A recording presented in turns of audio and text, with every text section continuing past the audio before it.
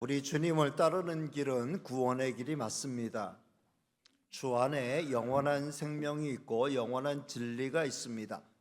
우리는 주와 함께 이 땅에서 천국의 복을 누리다가 죽어서는 주님이 계신 영원한 천국에 이르게 됩니다. 따라서 주님을 따르는 일은 마치 양이 선한 목자를 따르는 것처럼 대단히 기쁘고 즐거운 일이 아닐 수 없습니다. 근데 주님은 이렇게 행복한 발걸음을 옮기는 제자들에게 주님의 뒤를 계속 따르려면 자기 십자가를 지고 따를 각오를 해야 한다고 말씀하셨습니다. 그리고 실제로 예수님의 제자들은 모두 무겁고 힘든 십자가를 지고 주님의 뒤를 따랐습니다. 그리고 사도 요한을 뺀 모든 제자는 이 땅에서 순교의 제물이 되었습니다. 우리는 지금 대단히 평화로운 시대에 신앙생활을 하고 있습니다. 누가 우리를 박해하거나 누가 우리를 미워하거나 누가 우리를 이상한 눈으로 바라보지 않는 상태에서 오히려 행복하게 신앙생활을 하고 있습니다. 이는 얼마나 감사한 일인지 모릅니다. 대부분의 기독교 역사는 고난의 역사로 기록되었기 때문입니다. 초대교회 성도들이 당한 박해는 익히 들어서 잘 알고 있습니다. 우리나라의 복음이 처음 들어왔을 때도 초대교회와 다르지 않았습니다. 마침내 순교의 길을 걸어야 했던 성도들이 정말 많이 있었습니다. 일제강점기나 6.25 전쟁 때도 많은 성도가 순교를 당했습니다. 종교개혁의 십자가를 짊어지었던 프랑스의 한 무명 위그너 성도는 이런 글을 남겼습니다. 주님이시여, 저로 하여금 저를 묶고 있는 쇠고리를 혼인 반지로 보게 하소서. 그리고 저를 끌고 가는 이 사슬을 당신이 맨 사랑의 사슬로 보게 하소서. 이런 믿음은 종교개혁의 중심에 섰던 칼빈의 고백이기도 합니다. 칼빈은 이런 고백을 남겼죠. 나 자신의 주님이 내가 아님을 알기에 나의 심장을 도려내어 희생제물로 주님께 바칩니다. 이런 고백은 그냥 말만의 고백이 아니었습니다. 저들은 그런 고난투성이의 길을 믿음으로 묵묵히 걸어갔습니다. 우리는 절대로 잊지 말아야 합니다. 우리는 이 땅에서 사는 동안 다양한 종류의 고난을 만나게 되며 그것은 마땅히 내가 짊어져야 할 나의 십자가라는 것이죠. 나에게 갑작스러운 고난이 찾아왔을 때 이상한 일을 만난 것처럼 당황하지 말고 마땅히 있어야 할 고난이 이제 내게도 찾아온 것이구나 생각하면서 잘 이겨내야 할 것입니다. 중요한 것은 어떠한 종류의 고난이라도 모든 고난은 나를 단단하게 만들며 더욱 주님을 붙들게 만든다는 거죠. 그래서 고난을 많이 겪은 성도일수록 더욱 성숙한 성도가 됩니다. 이번 주간 고난 주간인데 주님의 십자가 고난을 깊이 묵상하면서 내가 짊어져야 될 십자가, 나의 고난이 무엇인가를 생각하며 잘 이겨나가시기를 주님의 이름으로 축복합니다. 예수님은 세례 요한이 목이 잘려 순교한 헤롯의 왕궁으로 쳐들어가지 않으시고 오히려 빈들로 가셨다는 말씀을 드렸어요. 어떻게 보면 예수님이 일부러 고난의 자리를 비겁하게 피한 건 아닌지 의심할 수 있는 대목이죠. 그러나 우리 주님은 절대로 고난을 회피하신 게 아닙니다. 우리 주님은 더 큰 구원의 역사를 이루기 위해 잠시 후퇴하는 작전을 펼치신 것이죠. 예수님은 빈들로 놀러 가신 게 아닙니다. 거기에 수많은 무리가 찾아왔습니다. 희한한 볼거리가 있어서 찾아온 게 아닙니다. 들꽃 축제가 벌어져 찾아온 게 아니죠. 그야말로 아무 먹을 것도 없고 볼 것도 없는 빈들입니다. 그저 자라는 것이 있다면 짐승들이 뜯어먹을 풀들이 있었고 군데군데 피어나는 야생화가 전부였습니다. 멋진 숲이 우거지거나 맑은 물이 정겹게 흐르는 곳도 찾아볼 수 없었습니다. 그저 사람들이 많이 모일 수 있다는 장점이 있고 멀리서도 예수님을 바라볼 수 있다는 장소였습니다. 거기서 예수님은 큰 무리 가운데 각종 질병으로 고통을 겪고 있는 병자들을 보셨어요. 예수님은 저들을 일일이 만나주시고 저들의 아픈 병을 치료하여 주셨습니다. 각종 질병으로 시달리는 자들이 예수님 만나면 신기하게 그 아픈 부분이 온전히 치료되었습니다. 그럴 수밖에 없는 것이 예수님은 우리의 몸을 설계하고 우리 몸을 친히 만드신 분이기 때문입니다. 우리 예수님은 우리 몸의 모든 구조와 기능을 아시기 때문에 근원적인 치료를 베풀어 주셨던 거죠. 예수님의 치료와 세상의 치료의 차이가 있다면 우리 주님은 우리 몸의 근원을 치료하신다는 것입니다. 따라서 재발 위험이 없습니다. 그리고 더 나아가 우리 주님은 우리의 영혼을 치료하시고 우리의 무너진 삶을 회복시키십니다. 그리고 더 나아가 우리에게 영생을 주시고 영원한 천국의 삶으로 이끌어 주십니다. 따라서 모든 고달픈 인생은 오직 예수님을 만나야 모든 종류의 고달픔에서 온전히 벗어날 수 있습니다. 예수님이 이렇게 정신없이 병자들을 치료하면서 시간을 보내시니 어느덧 해가 뉘엿뉘엿 저물게 되었습니다. 이제 서둘러 마을로 돌아가지 않으면 끼니를 걸을 수밖에 없는 상황이 되었습니다. 제자들은 예수님을 재촉하면서 이들을 빨리 이 자리에서 떠나게 해야 한다고 알렸습니다. 그때 예수님의 입에서 나온 말씀은 제자들을 충분히 당혹하게 하는 말씀이었죠. 자, 16절 말씀을 같이 읽겠습니다. 시작. 예수께서 이르시되 갈 것 없다. 너희가 먹을 것을 주라. 제자들은 순간 당황했습니다. 제자들은 우리가 가진 것이라고는 떡 5개, 물고기 2마리 뿐이라고 말씀을 드렸어요. 그때 예수님은 제자들에게 그것을 내게로 가져오라 라고 말씀하십니다. 그리고 무리를 잔디 위에 앉게 하셨어요. 다른 성경 보면 50명, 100명의 단위로 앉게 하셨어요. 여자와 어린아이를 제외하고도 근 5,000명이나 되는 어마어마하게 많은 무리였습니다. 예수님은 떡 5개와 물고기 2마리를 가지고 하늘을 우러러 축사하셨습니다.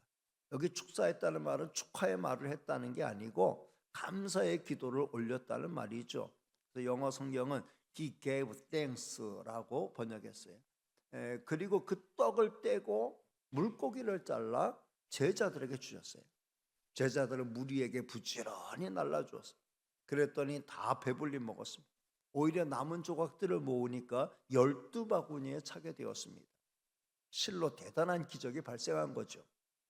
예수님이 행하신 기적을, 이 초자연적인 역사를 믿지 못하는 자들은 어린 소년이 보리떡 5개, 물고기 2마리를 내놓으니까 다들 각자 도시락을 싸왔던 사람들이 자기 것들을 다 숨겨놨던 것을 풀어놔가지고 결과적으로 모두가 다 배불리 먹고 이렇게 많이 남게 된 것이라고 이해합니다.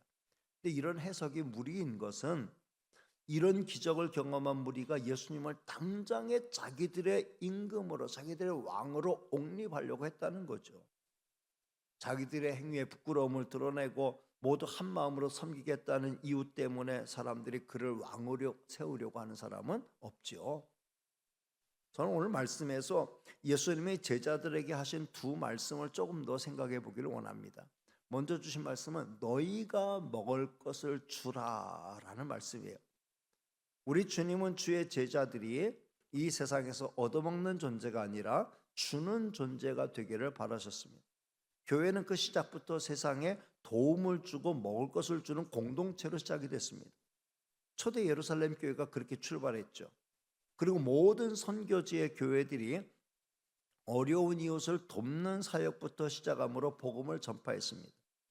성도 여러분, 떡, 복음, 이건 별개가 아니에요. 떡과 복음은 항상 같이 들어갔습니다. 지금도 마찬가지. 교회는 떡 그리고 복음을 양손에 들고 세상으로 들어가야 합니다. 너희가 먹을 것을 주라 라고 말씀하신 예수님은 실제 우리에게 먹을 것을 주셨죠. 가장 먼저 일용할 양식을 주셨습니다. 오늘 본문에서 5,000명이 넘는 무리에게 떡과 물고기를 주신 예수님은 오늘 우리에게도 매일매일 먹을 것을 풍족하게 공급해 주십니다. 지구촌의 먹거리는 지구상 존재하는 모든 사람이 풍족히 나눠 먹고도 남을 정도로 풍부하다는 거예요. 그럼에도 지구촌에 약 5억 명 넘는 사람이 굶주리는 것은 제대로 나눔이 실천되지 않기 때문이라는 거죠. 우리는 우리 주변에 누구라도 먹을 것이 부족해서 굶주리는 분이 있다고 하면 적극적으로 도와서 저들이 굶주리지 않도록 해결해야 될 책임이 있습니다. 그리고 예수님은 영의 양식인 생명의 말씀을 주셨어요. 예수님은 육신의 양식보다 영의 양식을 더욱 소중하게 생각하셨죠. 사람이 떡으로만 사는 게 아니라 하나님의 말씀으로 산다는 걸 친히 삶으로 본으로 보여주셨어요. 예수님의 말씀은 우리의 영을 살리는 생명의 말씀이죠. 따라서 우리는 매일 밥을 먹는 것처럼 하나님의 말씀을 먹어야 합니다. 그래야 우리 영이 건강하게 활동할 수 있죠. 작년에 우리는 성경 대회를 통해 하나님의 말씀을 많이 접했어요. 그래서 영적으로 상당히 건강해진 모습을 볼 수 있었습니다. 올해는 어떻습니까? 작년에 많이 먹었으니까 올해는 좀 쉬어가도 된다고 생각합니까? 어제 배불리 먹었으니까 오늘은 안 먹어도 돼 라는 정신으로 사는 분이라면 그렇게 해도 돼요. 근데 어제는 어제고 오늘은 오늘이야, 어제 배불렀다고 오늘까지 배부른 건 아니야 라고 생각하는 분들이라고 하면은 작년에 영의 양식 많이 먹었다고 올해 쫄쫄 굶지 마시고 계속해서 영의 양식 하나님의 말씀을 섭취하며 사시기를 주님의 이름으로 축복합니다. 그리고 예수님은 가장 중요한 생명의 양식으로 자기 육체를 우리에게 주셨어요. 요한복음을 보겠습니다. 요한복음 6장 47절로 51절까지 말씀이에요. 시작. 진실로 진실로 너희에게 이르노니 믿는 자는 영생을 가졌나니 내가 곧 생명의 떡이니라. 너희 조상들은 광야에서 만나를 먹었어도 죽었거니와 이는 하늘에서 내려오는 떡이니 사람으로 하여금 먹고 죽지 아니하게 하는 것이니라. 나는 하늘에서 내려온 살아있는 떡이니 사람이 이 떡을 먹으면 영생하리라. 내가 줄 떡은 곧 세상의 생명을 위한 내 살이니라 하시니라. 너희가 먹을 걸 주라 라고 하신 예수님은 우리에게 먹을 걸 주셨는데 육신의 양식, 영의 양식뿐만 아니라 예수님의 살을 생명의 양식으로 우리에게 내주신 것인 줄로 믿습니다. 예수님이 십자가에서 살찢고 피 흘리심으로 말미암아 영생의 길을 열어주셨어요. 우리는 예수님의 이 살과 피를 먹고 마심으로 말미암아 영원한 죄 사함의 은총과 함께 영원한 생명 얻어 영원한 천국으로 들어가게 되는 줄로 믿습니다. 거기는 더 이상 고통, 괴로움, 슬픔, 외로움, 아픔, 질병 없는 곳이에요. 죽음이 없는 곳이에요. 영원한 생명의 세계로 우리를 이끄시기 위해서 예수님은 가장 주님이 주시고 싶으셨던 자신의 살을 생명의 양식으로 우리에게 주셨습니다. 예수님은 제자들과 초유의 만찬을 나누는 자리에서도 떡을 떼어주시고 포도주를 나눠주시면서 이렇게 말씀하셨어요. 마태복음 26장 26절로 28절까지 말씀이에요. 같이 읽습니다. 시작. 그들이 먹을 때 예수께서 떡을 가지사 축복하시고 떼어 제자들에게 주시며 이르시되 받아서 먹으라. 이것은 내 몸이니라 하시고 또 잔을 가지사 감사 기도하시고 그들에게 주시며 이르시되 너희는 다 이것을 마시라. 이것은 죄사함을 얻게 하려고 많은 사람을 위하여 흘리는 바 나의 피 곧 언약의 피니라. 아멘. 이 떡을 먹어라. 내 살이다. 이 잔을 마셔라. 이건 내 피다. 이 살과 피를 먹고 마심으로 너희가 영생을 얻는 것이다. 예수님은 우리에게 참된 먹을 것을 주셨습니다. 자, 이렇게 보면 우리도 너희가 먹을 것을 주어라 라는 주님의 말씀을 우리도 이 땅에서 실천할 수 있습니다. 이 땅의 교회에게 주님은 너희도 먹을 것을 줘라 라고, 무리에게 먹을 걸 줘라, 우리 주님이 우리에게 명령하신 거라고 보면 이것을 실천하는 방법이 있어요. 어떻게 하면 되겠어요? 예수님 하신 방법을 따라가면 돼요. 먼저는 먹을 걸 줘야 돼. 육신의 양식을 줘야 돼. 쌀을 모아서 어려운 이웃들에게 전달하고 구호 기금 마련해서 재난당한 이웃들을 돕는 건 우리가 먹을 것을 저들에게 줘라 라는 주님의 말씀에 제대로 순종하는 게 되는 거죠. 역사상 모든 교회는 복음을 전하는 것과 함께 어려운 이웃들을 돕고 구제하는 걸 매우 중요한 사명으로 알았어요. 지금도 마찬가지. 우리 교회를 비롯한 한국 교회가 힘쓸 것은 열심히 어려운 이웃들을 구제하는 거예요. 이건 누가 알아주든 알아주지 않든 힘써야 되는 거죠. 우리 교회는 이걸 복음 전파와 함께 우리 주님이 우리에게 주신 값진 사명으로 알고 개척부터 이제까지 잘 감당하려고 하고 있습니다. 그 다음은 생명의 말씀을 줘야 돼요. 하나님의 말씀은 우리의 영혼을 살게 해요. 따라서 교회는 이 땅에 존재하는 동안 끊임없이 하나님의 말씀을 전파해야 됩니다. 때를 얻든지 못 얻든지, 듣든지 아니 듣든지 우리는 끝까지 열의를 가지고 하나님의 말씀을 전해야 됩니다. 성도들에게 하나님의 말씀 전해야 되고 세상에 있는 사람들에게 하나님의 말씀을 전해야 돼요. 특별히 세상에 있는 사람들에게는 하나님의 말씀대로 순종하는 성도의 삶을 통해서도 하나님의 말씀을 전해야 됩니다. 하나님의 말씀을 접하는 방법은 우리가 이 말씀을 읽는 거. 근데 안 믿는 사람들이 성경 가지고 읽을 수 없잖아요. 하나님의 말씀 듣는 거. 여러분이 와서 하나님의 말씀 듣잖아요. 근데 세상에 있는 사람들이 하나님의 말씀 듣지 못하잖아요. 그러니 우리가 가서 전도하거나 또는 우리가 이 말씀대로 순종하며 실천하는 삶을 저들에게 자연스럽게 보여주는 거예요. 아, 성도들이 살아가는 그 삶의 모습, 예수님을 자기의 구주로 모시고 하나님을 섬기는 사람들의 살아가는 삶의 모습을 세상 사람들이 그림책처럼 쳐다보고 하나님의 말씀을 깨달을 수 있도록 우리는 저들에게 하나님의 말씀을 보여주는 하나님의 말씀의 그림책이 되어야 된다는 거예요. 이런 역할과 책임을 감당해야 할 줄로 믿습니다. 그 다음은 생명의 말씀이신 예수님을 전하는 거죠. 생명의 떡 자체이신 예수 그리스도를 저들에게 주어야 됩니다. 누구든지 예수님 믿으면 구원 받잖아요. 하나님께서 우리에게 이 세상에 구원을 얻을 다른 이름을 주신 일이 없다 그랬어요. 오직 예수 그리스도만 유일한 구원의 길이에요. 그 예수님 살찢고 피 흘려 우리의 구원을 이루셨잖아요. 우리를 위한 희생의 제물이 되신 분은 예수님밖에 없어요. 그러니까 예수님을 전해야 돼요. 누구든지 예수님 구주로 영접하기만 하면 죄 씻음 받고 영원한 생명을 얻고 진정한 구원을 선물로 받잖아요. 이거는 돈 드는 일이 아니에요. 우리가 다른 무엇 없어도 내게 있는 예수 그리스도를 우리는 담대하게 저들에게 전해줄 수 있어야 돼요. 그것이 가장 귀한 영의 양식을 전해주는 거죠. 생명의 양식을 전해주는 겁니다. 사도행전 3장 6절에 보면 사도 베드로와 요한이 이렇게 고백했어요. 자, 같이 볼까요? 시작. 베드로가 이르되 은과 금은 내게 없거니와 내게 있는 이것을 내게 주노니 나사렛 예수 그리스도의 이름으로 일어나 걸으라 하고, 성전 미문에 앉아 걷지 못하는 장애인에게 베드로와 요한은 담대하게 은과 금은 우리에게 없지만 우리에게 있는 것 있다. 예수 그리스도의 이름을 너희에게 준다 하면서 예수 그리스도의 이름을 저들에게 선물로 줬을 때 저가 구원을 받고 또 일어나서 걷게 되는 기적을 경험하게 된 줄로 믿습니다.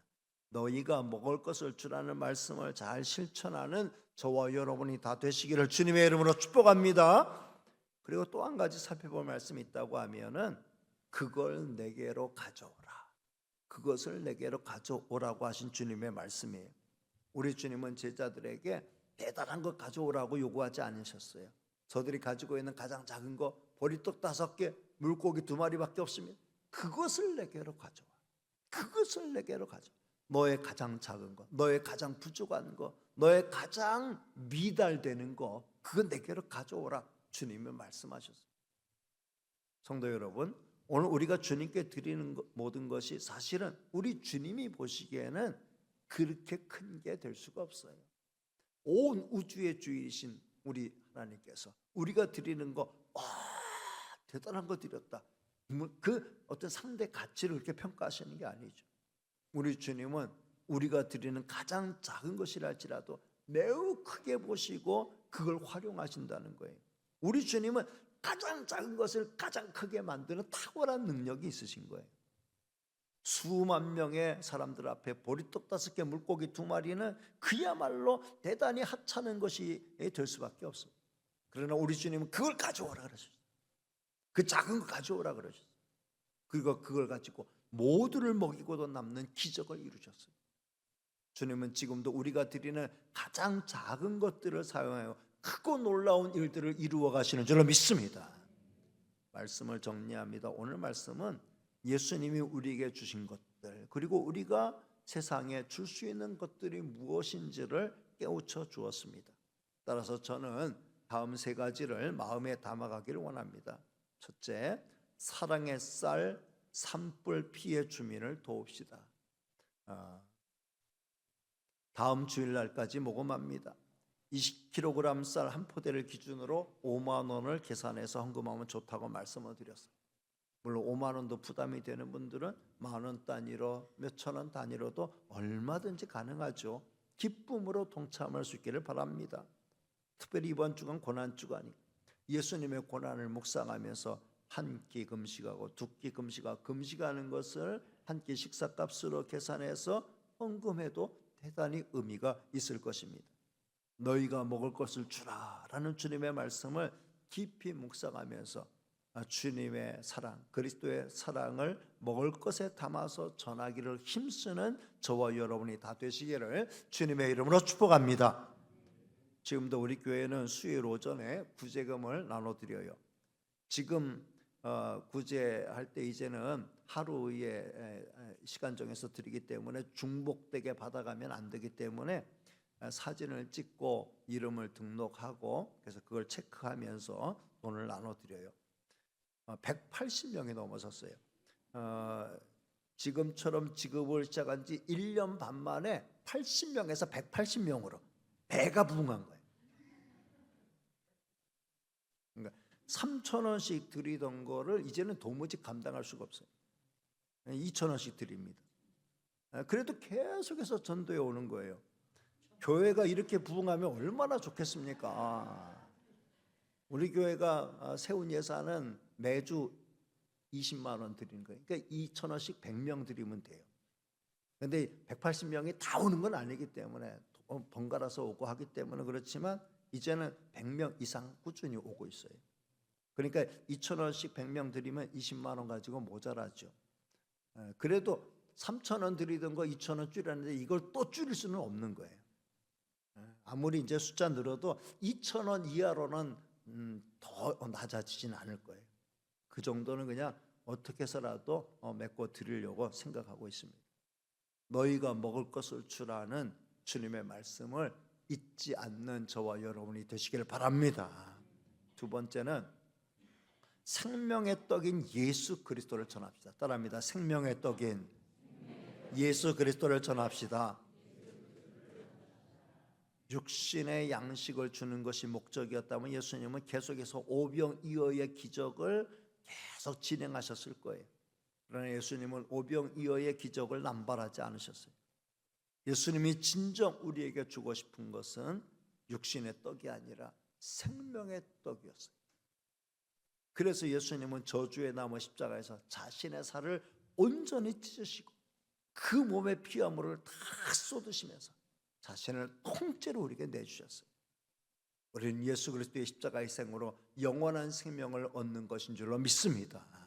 성도 여러분, 우리가 이 세상에 제공해야 될 가장 좋은 떡은 바로 예수님이신 줄로 믿습니다.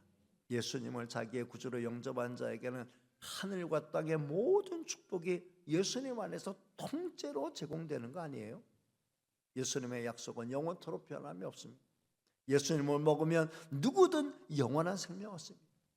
이렇게 좋은 예수 그리스도를 세상에 더 널리 더 열심히 전파하는 저와 여러분이 되시기를 주님의 이름으로 축복합니다.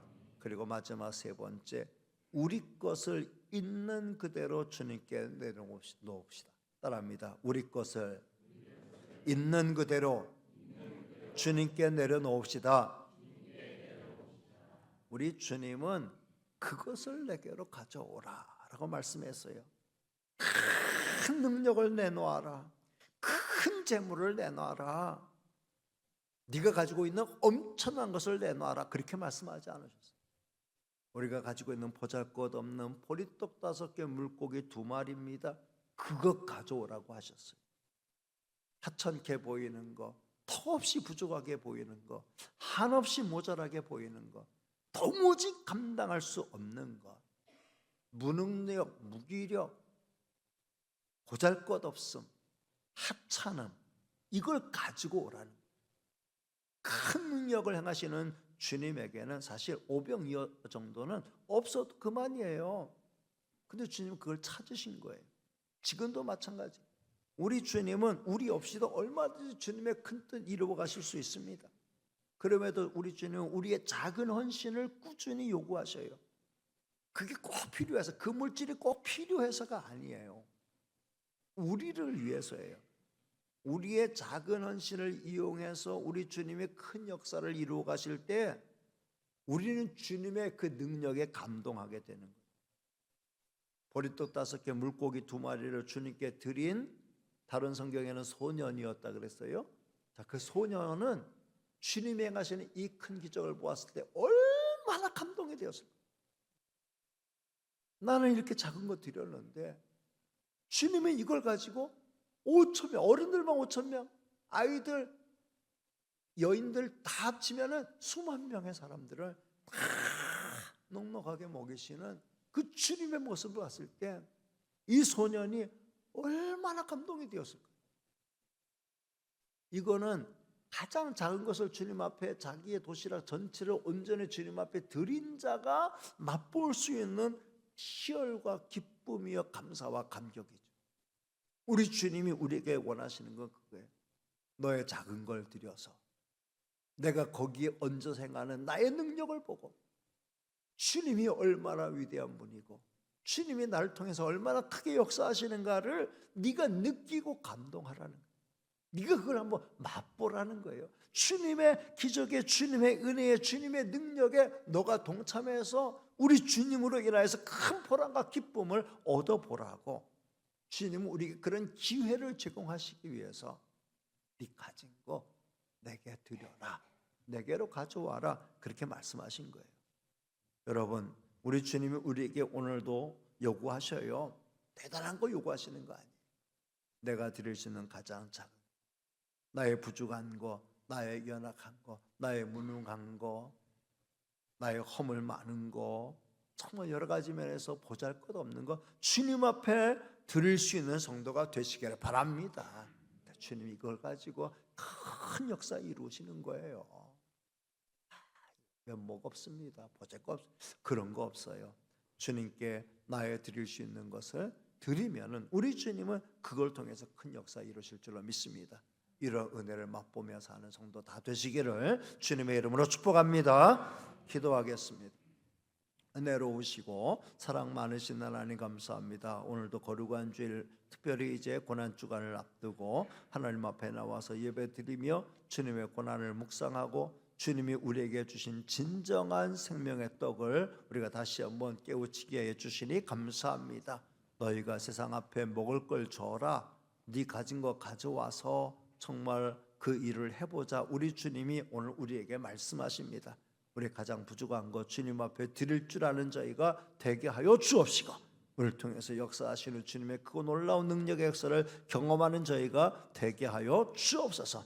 무엇보다 나와 우리를 구원한 생명의 구주 예수 그리스도가 여전히 저들을 찾고 계시고 저들의 구주가 되신다는 사실을 우리가 담대하게 전파함으로 말미암아 이 세상 모든 사람들이 예수님을 자기의 구주로 영접하고 우리 하나님이 열어놓으신 구원의 길, 생명의 길을 걸어갈 수 있도록 주여 도와 주시옵소서.